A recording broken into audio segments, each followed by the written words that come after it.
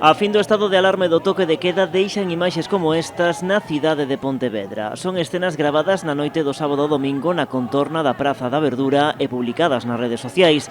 Nelas vese a multitude de mozos e mozas ateigando as rúas nunha noite de festa. Claro que é preocupante ver imaxes de ese estilo, non?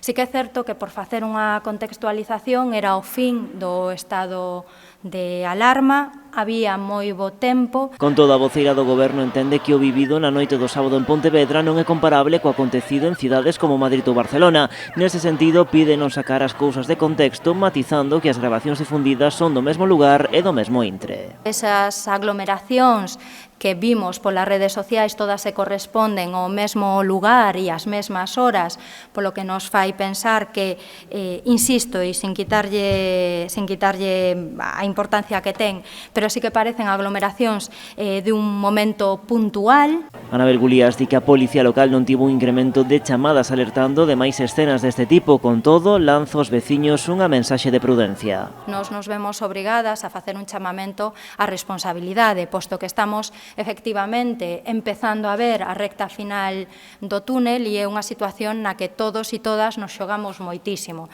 Non só en cuestións de lecer, que entendemos que todos temos ganas de sair ás rúas, de divertirnos e de volver a tomar a nosa vida en serio, volver á normalidade, pero estamos nun momento no que estamos xogando con sectores productivos e económicos moi importantes. E advirte de máis controis. Nos imos a seguir facendo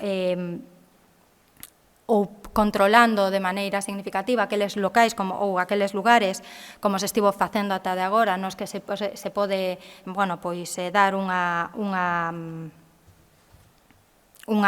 aglomeración de xente máis alá do desexable e agardamos que non se volva a producir. Na fin de semana a Policía Local tramitou 3 denuncias, todas elas o sábado, unha por desobediencia e outras 2 por incumprimentos na hostalería. Por unha banda, por un local con veladores sen licenza na rúa Isabel II, que xa foi denunciado a semana pasada, e por outra, un local con exceso de veladores situado en Xeve.